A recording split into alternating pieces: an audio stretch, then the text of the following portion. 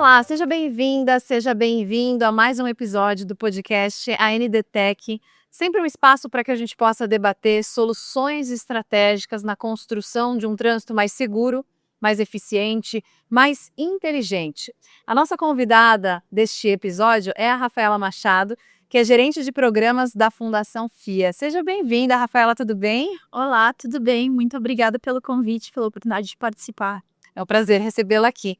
A gente tem falado muito sobre tecnologia e inovação, mas nada disso avança se não houver segurança, que é o tema aqui da nossa conversa, a questão da segurança viária. Hoje, como o Brasil se posiciona nesse assunto, principalmente em áreas mais estratégicas, né? A gente vai entrar em vias mais específicas para falar do trânsito, levando em consideração as desigualdades do país, as diferenças regionais e também espaciais, mas de forma geral, onde é que o Brasil está nesse quesito hoje?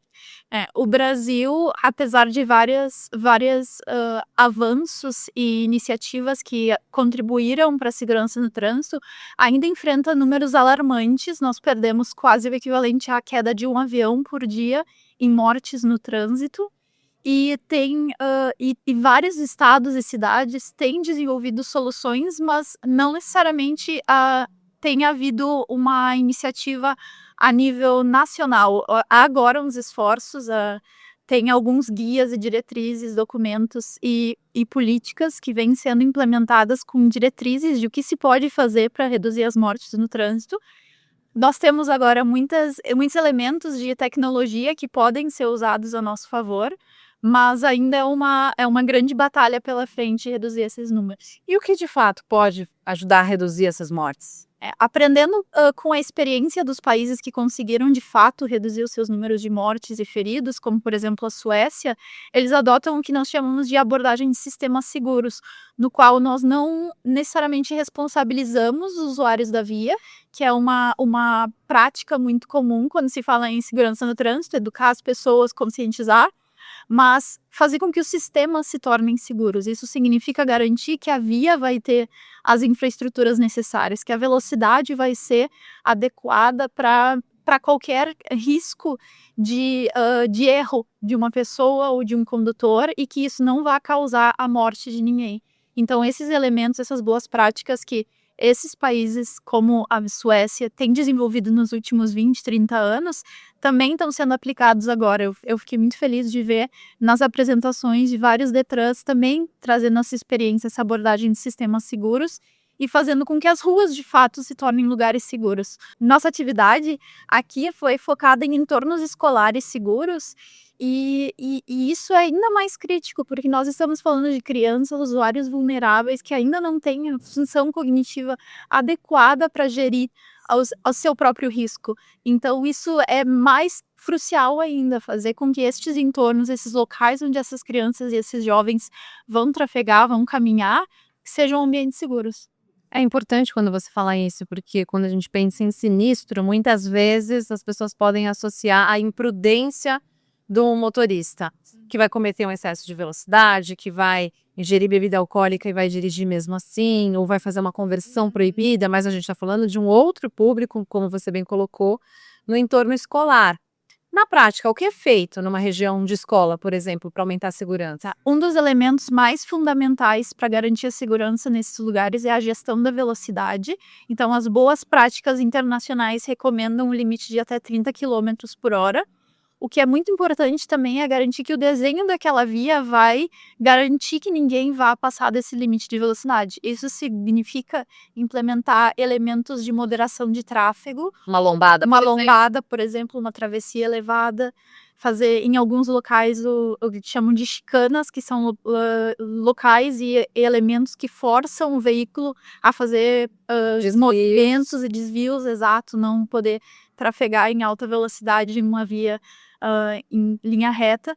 Então, são vários desses elementos que nós vimos que funcionam em outros lugares e que são fundamentais. Um outro elemento que eu considero muito importante e que é básico, e nós temos essa dificuldade em muitos lugares, é a presença de calçadas adequadas, que não estejam obstruídas por veículos estacionados, por quaisquer outros elementos.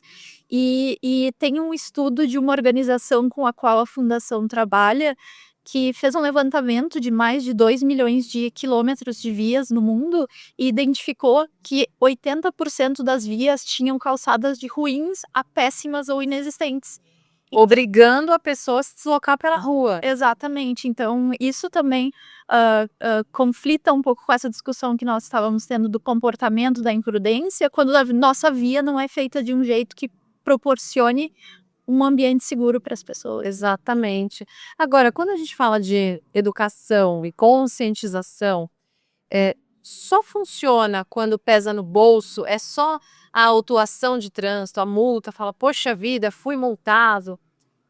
Ou existe de fato um trabalho de educação que deve começar mais cedo para que as pessoas adotem os cuidados? É claro que a gente está falando de uma série de fatores, mas se cada um fizer a sua parte, se a gente tiver uma estrutura segura, como evitar que muitos condutores cometam as tais infrações?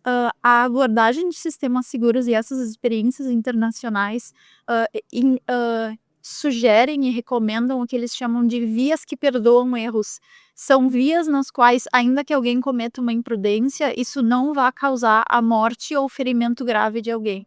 E isso inclui, por exemplo, em vias de alta velocidade, ter proteção nas laterais para que não tenha colisão com um poste ou com uma árvore, por exemplo, fazer com que tenha segregação entre os sentidos de tráfego.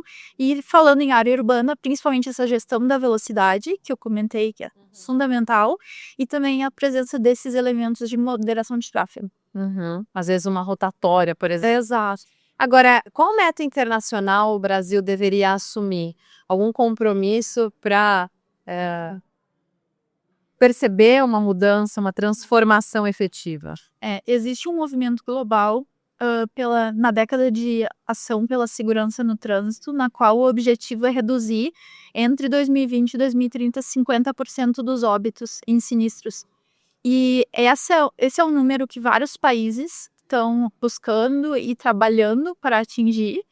E outros elementos que são muito relevantes são, por exemplo, a adoção dessas velocidades seguras, que são, pela OMS, recomendados 30 km por hora em vias com alta interferência e presença de pedestres e usuários vulneráveis, e 50 em outras vias em que não tem a presença de pedestres.